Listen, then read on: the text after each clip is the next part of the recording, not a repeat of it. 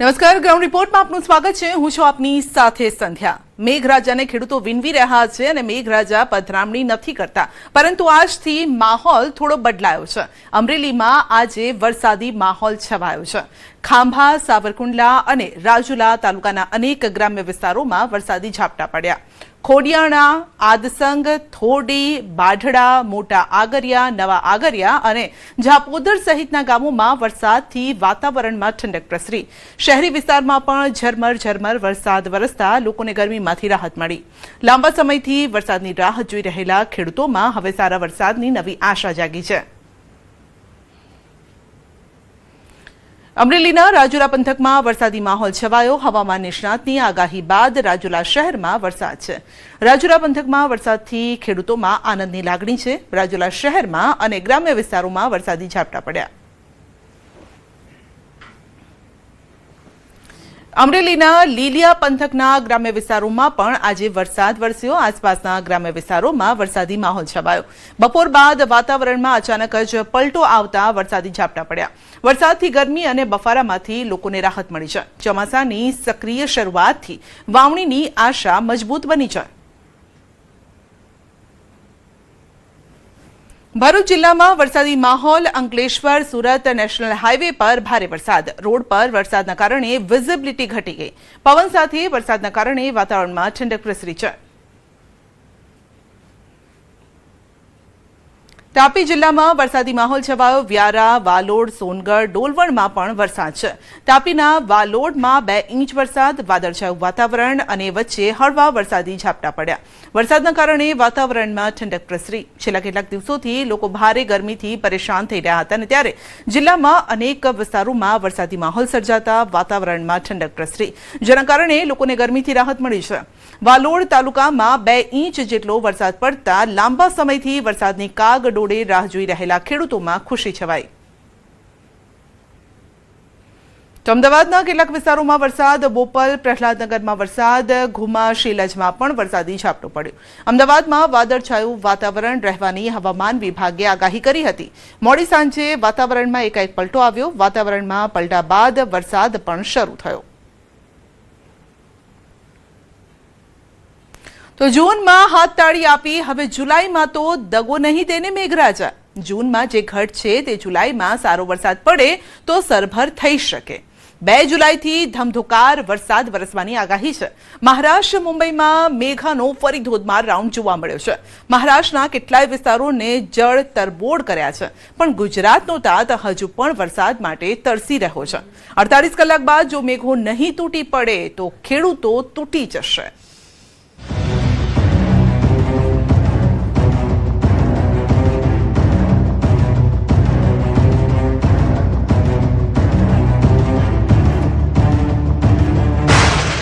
ગુજરાત પર ક્યારે થશે ઓળખોળ?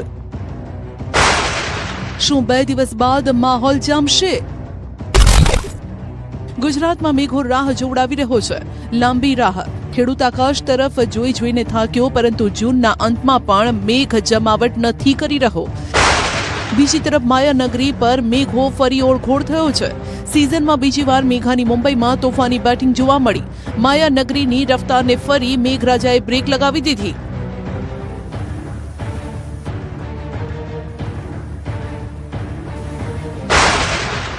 માયાનગરીમાં મેઘરાજાની આ માયા જોઈ લો। જાણે બધું જ તાણી જવા તૈયાર છે આ પાણી। આકાશ પણ સમુદ્ર સાથે રચી રહ્યું છે ષડયંત્ર। સિઝનની શરૂઆતમાં જ માયાનગરી થઈ છે જળપ્રલયનો શિકાર। આ પાણી મુંબઈના રસ્તા ગલીઓ વિસ્તારોમાં નથી ફરી વળ્યું, પરંતુ સપનાઓ પર ફરી વળ્યું છે। ભારતના સૌથી મોટા શહેર પર કહેરનો નજારો। ઉત્તરથી દક્ષિણ, પૂર્વથી પશ્ચિમ સુધી છે। અંધેરીથી લઈ વસઈ સુધી પનવેલ બધું જળમગ્ન, જનતા ત્રસ્ત। મોન્સૂનની સિઝનની શરૂઆતમાં જ વરસાદ માયાનગરીને બેહાલ કરી રહ્યો છે।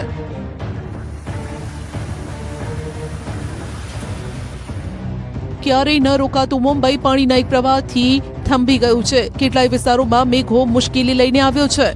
મુંબઈની કિસ્મતમાં જાણે ડૂબવાનું લખાયેલું છે। વરસાદ શરૂ થાય છે અને ડૂબવા માંડે છે માયાનગરી. આ તસવીરો કહી રહી છે રાજ્યમાં ગમે તે સરકાર આવે આ મુશ્કેલીથી મુંબઈને કોઈ નહીં બચાવી શકે. 24 કલાક ફૂલ સ્પીડમાં દોડતી મુંબઈને વરસાદે લગાવી છે બ્રેક. વરસાદથી જિંદગી થઈ છે પાણી પાણી.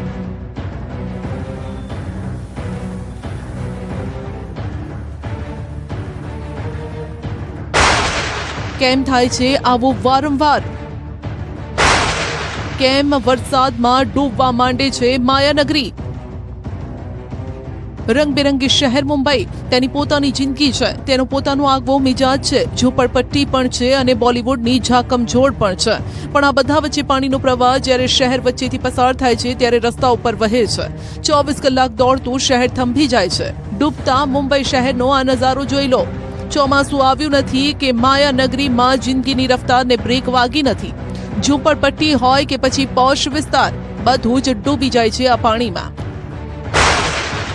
વરસાદના કારણે અંધેરી સબવે બંધ કરવો પડ્યો. અહીં ભારે વરસાદના કારણે પાણી ભરાયા, જેના કારણે વાહન વ્યવહાર ખોરવાયો. કોર્પોરેશનના કર્મચારીઓ પણ અહીં પહોંચી ગયા. Andheri subway, Milan subway, Mumbai, Gandhi market, કોલા સહિત ઘણા મુખ્ય સ્થળોએ પાણી ભરાઈ જવાના કારણે લોકોને હાલાકી વેઠવી પડી. મુશળધાર વરસાદના કારણે રસ્તાઓ પાણીમાં ડૂબી ગયા. ઉપરાંત રેલવે ટ્રેક, પાર્કિંગ સ્થળ પર પાણી ભરાયા. વરસાદના કારણે લોકોને મુશ્કેલી વેઠવાનો વારો આવ્યો. પનવેલનો વિસ્તાર જાણે તળાવમાં ફેરવાઈ ગયો. દ્રશ્યમાં જોઈ શકાય છે ચારે બાજુ પાણી જ પાણી છે. વાહનો પાણીમાંથી પસાર થતા નજરે પડે છે. રસ્તાની આજુબાજુ દુકાનો છે, તેમને દર ચોમાસે મુશ્કેલીનો સામનો કરવો પડે છે. નવી મુંબઈનો નજારો જોઈ લો. નીચાણવાળા વિસ્તારોમાં ઘૂંટણસમાં પાણી ભરાયેલા છે. લોકો આ પાણીમાં અવરજવર કરવા મજબૂર છે. કામ ધંધે જતા લોકોને હાલાકીનો સામનો કરવો પડ્યો. દ્રશ્યમાં જોઈ શકાય છે કે લોકો ઘૂંટણસમાં પાણીમાંથી બહાર જઈ રહ્યા છે. પાણી ભરાતા કોર્પોરેશનના પ્રી મોન્સૂન દાવાઓની પોલ પણ ખુલી ગઈ. ઓળઘોળ બનેલા મેઘરાજાએ માયાનગરી મુંબઈનું જનજીવન પ્રભાવિત કર્યું. વસઈમાં પણ મોડી રાતથી મેઘરાજાએ ભૂક્કા બોલાવ્યા. ભારે વરસાદના કારણે રસ્તા પર જળબંબાકારની સ્થિતિ. સવારે લોકલ ટ્રેન વ્યવહારને વરસાદના કારણે અસર થઈ. મહારાષ્ટ્રમાં ચોમાસાએ રંગ પકડ્યો છે. મુંબઈ સહિત રાજ્યના બીજા જિલ્લાઓમાં પણ મેઘરાજાની તોફાની બેટિંગ જોવા મળી. વરસાદથી શહેરોમાં રહેતા લોકોને ભારે હાલાકી પડી, પરંતુ ગામડાઓમાં ખેડૂતોના ચહેરા પર વરસાદે ચમક લાવી દીધી. મહારાષ્ટ્રના જલગાંવમાં પણ મેઘાની જમાવટ જોવા મળી. વીજળીના કડાકા ભડાકા સાથે તોફાની વરસાદ વરસ્યો. જલગાંવમાં 30 થી 40 કિલોમીટરની ઝડપે પવન ફૂંકાયો. વરસાદના કારણે ખેતરો ભીંજાયા અને ખેડૂતો ખુશખુશાલ જોવા મળ્યા. ખેડૂતોને હજુ 1-2 દિવસમાં વાવણી લાયક વરસાદની આશા છે. જલગાંવના રાવેરમાં પણ મેઘરાજાએ સટાસટી બોલાવી. નાગરીજી નદીમાં વરસાદના કારણે પૂર જેવી સ્થિતિનું નિર્માણ થયું. નદી કિનારાના વિસ્તારોના ઘરોમાં પાણી ઘૂસી જતા લોકોને ભારે નુકસાન ભોગવવું પડ્યું. ઉપરાંત ભગવતીનગર વિસ્તારમાં નારિયેળના ઝાડ પર વીજળી પડતા અફરાતફરી મચી ગઈ. સદનસીબે કોઈ જાનહાનિના સમાચાર નથી. શહેરમાં કેટલી જગ્યાએ રસ્તાઓ જળબંબાકાર થતા વાહન વ્યવહાર પૂરી રીતે ખોરવાઈ ગયો. બીડમાં પણ મેઘો એવો વરસ્યો કે નદી 2 કાંઠે વહેવા લાગી. નદી સાથે જોડાયેલા નાળા છલકી ઉઠ્યા. બીડમાં ગઈકાલથી ભારે વરસાદ છે, જેના કારણે ધારૂર તાલુકામાં સરસ્વતી નદીના પાણી 2 કાંઠે વહેતા થયા. મોટી સંખ્યામાં લોકો નદી કિનારે ઉમટી પડ્યા. ઉપરાંત અંબે સાવલી નદીમાં પૂર જેવી સ્થિતિનું નિર્માણ થયું. મેહુલીઓ ધમધોકાર વરસતા હવે ખેડૂતોની ખુશીનો પાર નથી. હવે ખેડૂત વાવણી કરવા માટે જ ઉતરાઈ જશે. મહારાષ્ટ્રના ચિપલુનમાં પણ ગઈકાલ રાતથી જ વરસાદ વરસી રહ્યો છે. રસ્તા પર નદી વહેવા લાગી છે. શહેરના કેટલાય વિસ્તારો જળમગ્ન થયા. શહેરમાં છત્રપતિ શિવાજી મહારાજની મૂર્તિ પાસે પૂર જેવી સ્થિતિ જોવા મળી. મહારાષ્ટ્રના ચાકણમાં પુણે નાસિક હાઈવેમાં ભારે વરસાદ છે. જળબંબાકારની સ્થિતિ છે. રસ્તા પર વાહનો ડૂબેલા જોવા મળ્યા. પાણી ભરાવાના કારણે ટ્રાફિક ધીમો પડી ગયો. ચાકણના નીચાણવાળા વિસ્તારોમાં પણ પાણી ભરાયેલા છે. મહારાષ્ટ્રના અક્કલકોટમાં મેઘરાજાની તોફાની બેટિંગ. ગોગાંવ ગામે નદી અને નાળા છલકાયેલા જોવા મળ્યા. ગોગાંવ ગામને જોડતો પુલ પણ પાણીમાં ડૂબેલો છે, જેના કારણે વાહન વ્યવહાર ખોરવાઈ ગયો. મહારાષ્ટ્રમાં મેઘરાજાની જમાવટ હજુ પણ જોવા મળવાની સંભાવના છે. 4 જુલાઈ સુધી કોંકણ અને ગોવાના મોટાભાગના વિસ્તારમાં વરસાદનું અનુમાન છે. મધ્ય મહારાષ્ટ્રમાં પણ વરસાદના એંધાણ છે. હવામાન વિભાગે કોંકણ, મધ્ય મહારાષ્ટ્ર અને પશ્ચિમ ભારતના કેટલાક વિસ્તારોમાં ભારે પવન સાથે વંટોળિયા વરસાદની આગાહી કરી છે. પડોશી રાજ્ય મહારાષ્ટ્ર જ નહીં, રાજસ્થાનના પણ કેટલાક વિસ્તારોમાં મેઘમહેર જોવા મળી. રાજસ્થાનના પ્રતાપગઢમાં મેઘરાજા ધોધમાર વરસ્યા, જેના કારણે પ્રસિદ્ધ ગૌતમેશ્વર મહાદેવ મંદિરનો કુદરતી ધોધ ફરી વહેતો થયો.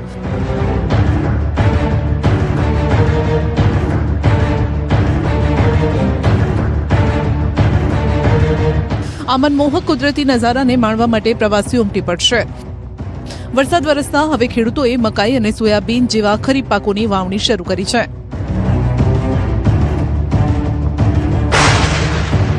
ચોમાસું શરૂ થતા વરસાદના કારણે દુર્ઘટનાઓ પણ બનતી હોય છે. મધ્યપ્રદેશના ખરગોનમાં એક મોટી દુર્ઘટના ટળી. બડવા પાસે ચોરલ નદીમાં ઇન્દોરથી 3 યુવકો પિકનિક મનાવવા માટે આવ્યા હતા, પરંતુ નદીમાં વરસાદના કારણે જળસ્તરમાં વધારો થતા ફસાઈ ગયા. સ્થાનિક લોકો તુરત જ નદીમાં ફસાયેલા લોકોની વહારે આવ્યા.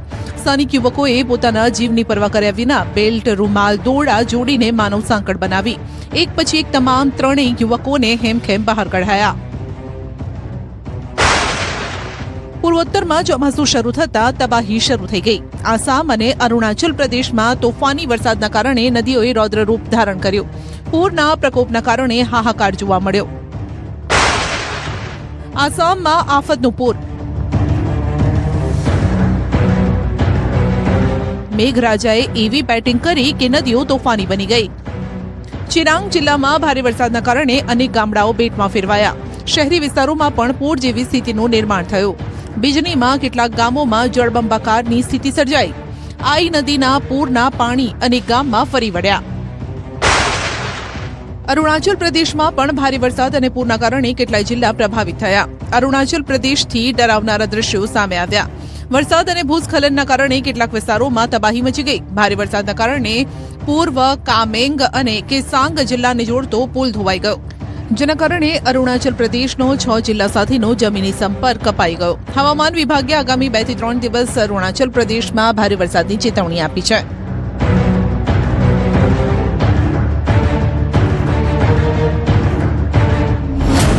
વરસાદ માટે તરસતો તાત.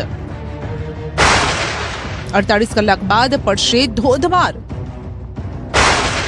સમગ્ર ગુજરાતમાં 5 દિવસમાં બેસશે ચોમાસું. આજે વરસાદ પડશે, કાલે વરસાદ પડશે. ખેડૂત હવે વાટ જોઈને થાક્યો. જૂન હવે પૂરો થવા આવ્યો, પરંતુ વરસાદનું કેટલાય તાલુકામાં નામો નિશાન નથી. ચોમાસું એક તો મોડું આવ્યું, વળી પાછું ધીમું પડી ગયું. ધરતીપુત્રોના ધબકારા વધારતું ગયું. 24 જૂનથી ચોમાસું આગળ નથી વધ્યું. 120 કલાકથી ચોમાસું દક્ષિણ ગુજરાતમાં સ્થિર છે, જેના કારણે ખેડૂતોની ચિંતા દિન પ્રતિદિન વધી રહી છે. હવે આગામી 2 દિવસમાં ચોમાસું આગળ વધી શકે છે. 2 જુલાઈથી દક્ષિણ ગુજરાતમાં ભારે વરસાદની આગાહી છે, તો 3 જુલાઈથી સૌરાષ્ટ્ર અને કચ્છમાં ધોધમાર વરસાદની આગાહી છે. હવે રાહતની વાત એ છે કે આગામી 5 દિવસમાં સમગ્ર રાજ્યમાં ચોમાસું પહોંચી શકે છે. પૂર્વ મધ્ય અરબ સાગરમાં એક અપર સાયક્લોનિક સર્ક્યુલેશન બન્યું છે. એક ટ્રફ પણ ઉત્તર પૂર્વ મધ્યપ્રદેશથી સૌરાષ્ટ્ર કચ્છ સુધી પસાર થઈ રહ્યો છે. 2 जुलाई से लेकर इक्का दुक्का स्थानों में heavy to very heavy rainfall का भी संभावना है. 3 जुलाई से 2 जुलाई हेवी रेनफॉल का वार्निंग इक्का दुक्का स्थानों में. 3 से 5 जुलाई heavy to very heavy rainfall इक्का दुक्का स्थानों में दिया गया है. हेवी रेनफॉल जो है वार्निंग येलो कलर में दिया गया है, और वेरी हेवी रेनफॉल वार्निंग जो है ऑरेंज वार्निंग के साथ दिया गया है. दक्षिण गुजरात की जो ज़िला है मेनली इसके लिए दिया गया है. और सौराष्ट्र कच्छ में हेवी रेनफॉल का वार्निंग 3 जुलाई से लिए दिया गया है. इक्का दुक्का स्थानों में भारी बरसात का संभावना रहेगा, येलो वार्निंग के साथ दिया गया है. आज का जो तटीय क्षेत्र में पवन का दिशा रहने का स्थिति रहेगा, दक्षिण पश्चिम से पश्चिम दिशा से पवन चलने का स्थिति रहेगा. स्टीप प्रेशर ग्रेडियंट के कारण अभी जो स्पीड रहेगा 15 से 20 नॉट, गस्टिंग जो स्पीड रहेगा, जो झोंका रहेगा 25 नॉट जाने का संभावना भी रहेगा. इसके कारण आइसोलेटेड प्लेसेस में रेन, थंडर शॉवर का भी संभावना रहेगा, और सी कंडीशन मॉडरेट ड्रॉप होने का स्थिति रहेगा. સૌરાષ્ટ્રમાં અમરેલી અને ભાવનગરના કેટલાક ભાગોમાં છૂટો છવાયો વરસાદ પડ્યો. રાજ્યમાં કેટલાય ભાગોમાં વરસાદી સિસ્ટમની અસર દેખાવા માંડી છે.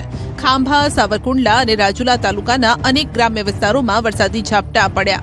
ખોડિયાણા, આચસંગ, થોડી, બાઢડા, મોટા આગરિયા, નવા આગરિયા અને ઝાપોદર સહિતના ગામમાં વરસાદથી વાતાવરણમાં ઠંડક પ્રસરી. શહેરી વિસ્તારમાં ઝરમર વરસાદ વરસતા લોકોને ગરમીમાંથી રાહત મળી. લાંબા સમયથી વરસાદની રાહ જોઈ રહેલા ખેડૂતોમાં હવે સારા વરસાદથી નવી આશા જાગી છે. ભાવનગરના ગ્રામ્ય વિસ્તારોમાં પણ મેઘરાજા મહેરબાન થયા. તળાજાના કેટલાક ગામોમાં વરસાદ વરસ્યો. કેટલીક જગ્યાએ ધોધમાર વરસાદ વરસતા ખેતરોમાં પાણી વહેતા થયા. બગદાણા, ઠળિયા, દેવળિયામાં પણ વરસાદ વરસતા ખેડૂતોના જીવમાં જીવ રેડાયો. દક્ષિણ ગુજરાતમાં પણ કેટલાક વિસ્તારોમાં આશાના વાદળો બંધાયા છે. ગણદેવીના ગ્રામ્ય વિસ્તારો, બેલીમોરા, ચીખલી સહિતના તાલુકામાં વરસાદ વરસતા વાતાવરણમાં ઠંડક પ્રસરી. ખેડૂતો હજુ પણ વાવણી લાયક વરસાદની રાહ જોઈ રહ્યા છે. વલસાડ જિલ્લામાં પણ ચોમાસાનો માહોલ જામ્યો. ફરી વાદળો બંધાયા. વહેલી સવારથી જિલ્લામાં વરસાદી માહોલ જામ્યો. કેટલીક જગ્યાએ વરસાદ પડતા લોકોને ગરમીથી રાહત મળી. જૂન પૂર્ણ થવા આવ્યો હોવા છતાં વાવણી લાયક વરસાદ ન વરસતા ખેડૂતોમાં ચિંતા વ્યાપી છે. જુલાઈમાં જૂનની ઘટ થશે પૂરી. જુલાઈમાં જોવા મળશે જમાવટ.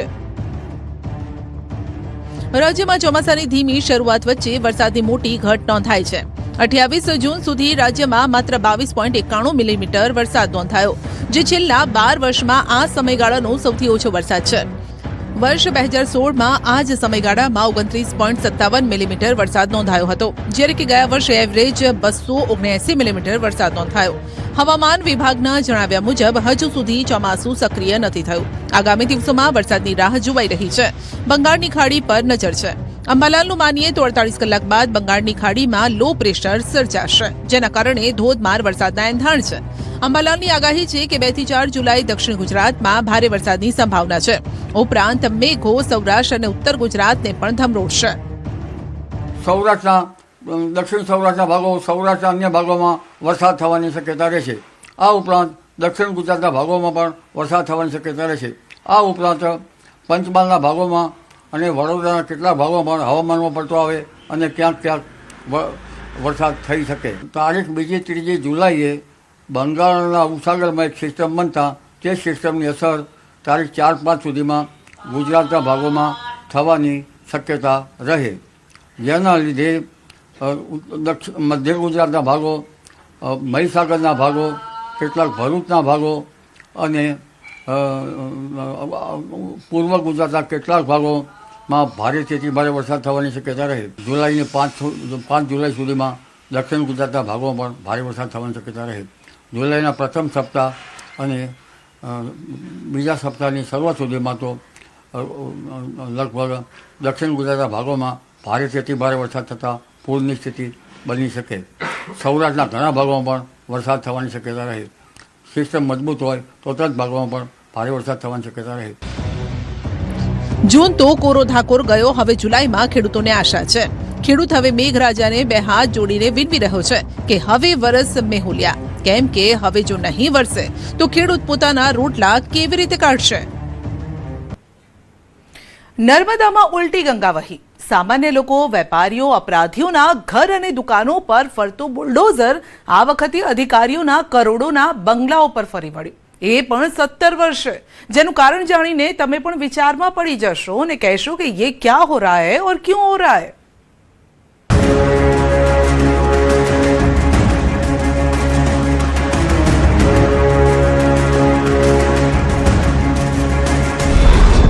જમીન સરકારી, પ્લોટ સરકારી, ફાળવણી સરકારી અધિકારીઓને, પણ તેમના જ આશિયાના ઉપર ફરી વળ્યું દાદાનું બુલડોઝર. જો સરકારે જમીન ફાળવી તો ડિમોલિશનની કાર્યવાહી કેમ? આ સવાલ સૌના મનમાં છે. તો વાત કંઈક એમ છે કે વિશ્વ પ્રસિદ્ધ પ્રવાસન સ્થળ સ્ટેચ્યુ ઓફ યુનિટી નજીક આવેલા ગરુડેશ્વર ખાતે ગઈકાલથી વહીવટી તંત્ર ડિમોલિશનની કામગીરીમાં જોતરાયેલું છે. આ કાર્યવાહી ચર્ચામાં એટલા માટે પણ છે કારણ કે દાદાનું બુલડોઝર આ વખતે કોઈ સામાન્ય લોકો, ગુંડા કે અપરાધીઓના આશિયાના પર નહીં, પરંતુ અધિકારીઓના આશિયાના પર ફર્યું છે. નવાઈની વાત એ છે કે સરકારે ખુદ આ અધિકારીઓને જે તે સમયે રહેવા માટે પ્લોટ ફાળવ્યા હતા, જેને જમીદોઝ કરવામાં આવ્યા. નર્મદા જિલ્લાના તત્કાલીન ઉચ્ચ અધિકારીઓને વર્ષ 2019માં પ્લોટ ફાળવવામાં આવ્યા. તે સમયે કુલ 13 અધિકારીઓને નર્મદાના ગરુડેશ્વરમાં આ પ્લોટ ફાળવાયા હતા. ત્યારબાદ અધિકારીઓએ લાખો રૂપિયાની લોન લઈને પોતાના મકાનોનું નિર્માણ કર્યું, જે મકાનો બનીને તૈયાર થઈ ગયા. બાદમાં આ મકાનો તોડી પાડવાની કાર્યવાહી શરૂ થતા મામલે રાજનીતિ પણ શરૂ થઈ ગઈ છે. ભરૂચના સાંસદે આ કાર્યવાહી સામે સવાલો ઉભા કર્યા તો નાંદોદના ધારાસભ્યએ દાદાના નિર્ણયને આવકાર્યો. જે તે વખત બાંધકામ થતું તે વખતે અટકાવવું જોઈએ, પણ આના કરતા વધારે મોટું બાંધકામ થઈ રહ્યું છે. આ અધિકારીઓ, આ 7-8 અધિકારીઓ કરતા પણ વધારે બાંધકામ થઈ રહ્યું છે. એ પણ તપાસ કરી જોઈએ, તટસ્થ તપાસ થઈ જોઈએ. જે ખોટું થઈ રહ્યું હોય ત્યાં માનનીય મુખ્યમંત્રી ભૂપેન્દ્રભાઈ પટેલની સરકાર દ્વારા નેતા, અધિકારી કે કોઈ બુટલેગર હોય, પરંતુ કોઈને પણ છોડવામાં આવતા નથી અને સરકાર દ્વારા એમના માટે જે નિર્ણય કરવામાં આવે છે એ સચોટ નિર્ણય હોય છે. એટલે માનનીય મુખ્યમંત્રી શ્રી ભૂપેન્દ્રભાઈ પટેલ સાહેબને હું ખૂબ ખૂબ અભિનંદન પાઠવું છું. ગુજરાતના ઇતિહાસમાં કદાચ પહેલી આવી ઘટના હશે જ્યારે અધિકારીઓના આશિયાના પર 10 જેસીબી મશીન સાથે કાર્યવાહી કરાઈ. મળતી માહિતી મુજબ ગરુડેશ્વર ખાતે 13 અધિકારીઓએ સરકારી પ્લોટ મેળવ્યા હતા, જેમાંથી નિયમોનું ઉલ્લંઘન થતા સરકારે ત્વરિત પગલાં ભરીને 13માંથી કેટલાક પ્લોટ પાછા ખેંચી શ્રી સરકાર કરી લીધા. કુલ 7 અધિકારીઓના મકાનો પૈકી 5 મકાનો તોડવાનો હુકમ કરવામાં આવ્યો.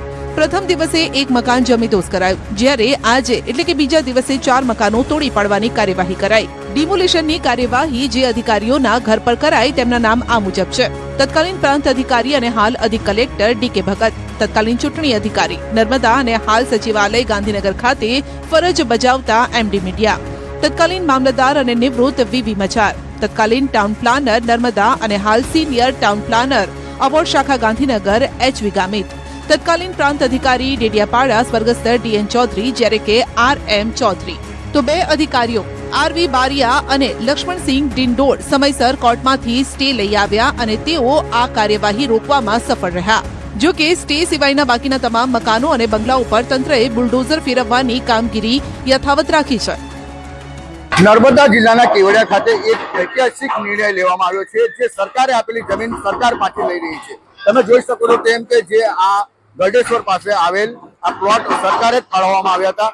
ઉચ્ચ અધિકારીઓને, ક્લાસ 1 અધિકારીઓને આ પ્લોટ ફાળવવામાં આવ્યા હતા. એમની શરત એટલી હતી કે જે અધિકારીઓ છે જેઓ પોતે જાતે રહી શકે અને પોતાના મકાનમાં રહી અને સ્ટેચ્યુ ઓફ યુનિટીની આજુબાજુ રહી શકે. ત્યારે જે શરત ભંગ કરી છે, જે અધિકારીઓએ મકાનો તો બનાવી દીધા પાકા, કરોડો રૂપિયાના જે મકાનો બનાવેલા છે, જેને હાલ ડિમોલેશનની કામગીરી ચાલી રહી છે.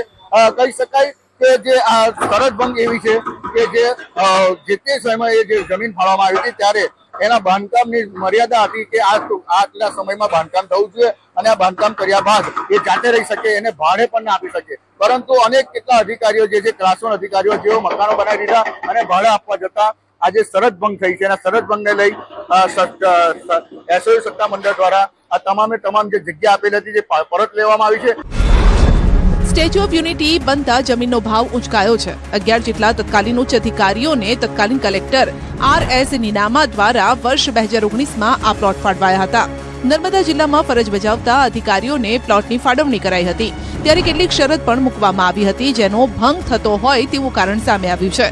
આ પ્લોટ અધિકારીઓને ફાળવવામાં આવ્યા બાદ સમયસર બાંધકામ શરૂ નહોતું કરાયું, તો કેટલાક અધિકારીઓના બાંધકામ જોતા કમર્શિયલ લાગ્યા. એના કારણે તત્કાલીન મામલતદાર પી.કે. જોશીએ ફરિયાદ કરી આરટીઆઈ પણ માંગતા મામલો ઉછળ્યો. ફરિયાદોના આધારે જિલ્લા કલેક્ટરે બાંધકામ તોડી જમીનો શ્રી સરકાર કરવાનો હુકમ કર્યો હતો. તો આ તરફ સાંસદ મનસુખ વસાવા અધિકારીઓની પડખે આવ્યા અને કાર્યવાહી એકતરફી ગણાવી. 2019માં આ વિસ્તારનું ડેવલપમેન્ટ થાય તે ઉદ્દેશથી જગ્યાની ફાળવણી કરવામાં આવી હતી. આવા નિવૃત્ત અધિકારીઓ આવે અને જેના કારણે વિસ્તારનો વિકાસ થાય તેવું તેમનું કહેવું છે. મનસુખભાઈનું કહેવું છે કે જો અધિકારીઓ પર કાર્યવાહી થાય, તેમના મકાનો તોડાય તો એ જ વિસ્તારમાં 5 સ્ટાર હોટલ બને છે, જ્યાં 60 કરોડના ખર્ચે માટી પુરાણ કરવામાં આવ્યું છે, તેની પણ તપાસ થવી જોઈએ. આ વિસ્તારમાં ગરીબોના મકાનો પર રાતોરાત બુલડોઝર ફેરવી દેવામાં આવે છે તે ખોટું છે. અહીંયા જે હોટલને બાંધકામની પરમિશન નથી તેમને મોટી હોટલ બનાવી દીધી છે, તેની સામે કેમ કોઈ કાર્યવાહી નથી થતી? ન્યાય બધા માટે એક સરખો હોવો જોઈએ. નાની મોટી કંઈક ભૂલ કરીએ છે, એ શું ભૂલ છે એ તો સરકારનો વિષય છે. પણ મારે એટલું જ કહેવાનું કે આ જે અધિકારીઓ છે આખા જિંદગીની કમાણી એમને આ મકાનોમાં ખર્ચી નાખી, વાપરી નાખી ને લોન લીધી છે. કોઈ કે 50 લાખ 60 લાખની લોન લઈને આ મકાનો એમને બનાવ્યા છે. આ જે મકાનો અધિકારીઓના મકાનો તૂટ્યા એની સામે જ મહાકાળી માતાનું મંદિર છે. મહાકાળી માતાને આસપાસ મોટું કોઈ 5 સ્ટાર હોટલ બની રહી છે. એમાં 60-70 કરોડ રૂપિયાના ખર્ચે માટી પુરાણ થયું છે. હવે આનો પણ એક તપાસનો વિષય છે. એમાં પણ મેં ભૂતકાળમાં લખ્યું છે, એની તપાસ થતી નથી. તો આ બાબતે ધારાસભ્ય ડોક્ટર દર્શનાબેને કહ્યું છે કે આ મુદ્દો તેમણે જિલ્લા સંકલનમાં ઉઠાવ્યો હતો. જે કાર્યવાહી કરાઈ છે તે પણ યોગ્ય છે. તેમણે કહ્યું કે અધિકારી હોય કે પદાધિકારીઓ, જેણે ખોટું કર્યું છે તે દંડાશે. સરકારે રાહત દરે એમને જે જમીન ફાળવી, હવે એ વિષયમાં એ અધિકારીશ્રીઓ જ્યારે 2019માં અહીંયા રાજપીપળા ખાતે ફરજ બજાવતા હતા ત્યારે એમણે સરકાર પાસે માગણી કરી હતી, પરંતુ એ આ વિસ્તારમાં એમણે કેમ માગણી કરી એ વિષય બી થોડો વિચારવા જેવો છે. ઘર બનાવવું હોય કે કોમર્શિયલ કરવું હોય, પરંતુ એની પાસે આપણે નગર નિયોજનની આપણે પરમિશન તો લેવી પડતી હોય છે, આપણા નકશા એપ્રૂવ કરાવવા પડતા હોય છે, બધું એસ્ટિમેટ ને જે બધું હોય છે એ આપવું પડતું હોય છે. તો એમણે એમના ધ્યાનમાંથી આ વાત કેવી રીતના રહી ગઈ એ તો આપણે એમને પૂછીને જ જાણી શકીએ. સ્ટેચ્યુ ઓફ યુનિટી જેવા સંવેદનશીલ અને વીઆઈપી વિસ્તાર નજીક ઉચ્ચ કક્ષાના અધિકારીઓના બંગલા પર થયેલી કાર્યવાહી ટોક ઓફ ધ ટાઉન બનેલી છે. કારણ છે આ જમીનના ઉંચકાતા ભાવ અને વધતો પર્યટન ઉદ્યોગ. ત્યારે મોટો સવાલ એ છે કે શરત ભંગ વર્ષોથી થતું હતું તો તંત્રએ કેમ અત્યારે જોયું અને હવે કેમ જાગ્યું? શું આ માત્ર ડિમોલિશન પૂરતી કાર્યવાહી રહેશે કે પછી નિયમોનો ભંગ કરનારા અધિકારીઓ સામે પણ વિભાગીય અને કાનૂની કાર્યવાહી થશે કે પછી બીજાને લાભ આપવાના ચક્કરમાં અધિકારીઓ દંડાયા છે? પ્રધાનમંત્રી નરેન્દ્ર મોદી ફરી ગુજરાત આવે તેવી શક્યતા છે. સાણંદમાં સેમિકન્ડક્ટર પ્લાન્ટના ઉદ્ઘાટન માટે આવી શકે છે પીએમ નરેન્દ્ર મોદી. પીએમ મોદી આ અઠવાડિયે ગુજરાતના પ્રવાસે આવે તેવી પ્રબળ શક્યતા છે. 4 જુલાઈથી પ્લાન્ટમાં કમર્શિયલ ઉત્પાદન શરૂ થવાનું છે. સેમિકન્ડક્ટર એસેમ્બલિંગ અને ટેસ્ટિંગની આધુનિક સુવિધાઓથી સજ્જ આ પ્લાન્ટ છે. પીએમના સાણંદ કાર્યક્રમ સાથે કચ્છના કાર્યક્રમો પણ ગોઠવાઈ રહ્યા હોવાની માહિતી મળી રહી છે. અગાઉ પણ માઇક્રોન અને કેન્સ સેમિકોનના પ્રોજેક્ટનું પીએમના હસ્તે લોકાર્પણ થયું હતું. પીએમના આગમનનો અંતિમ કાર્યક્રમ અને સમય હજુ જાહેર નથી થયો. સત્તાવાર જાહેરાત પહેલા તૈયારીઓ જો કે તેજ કરી દેવામાં આવી છે.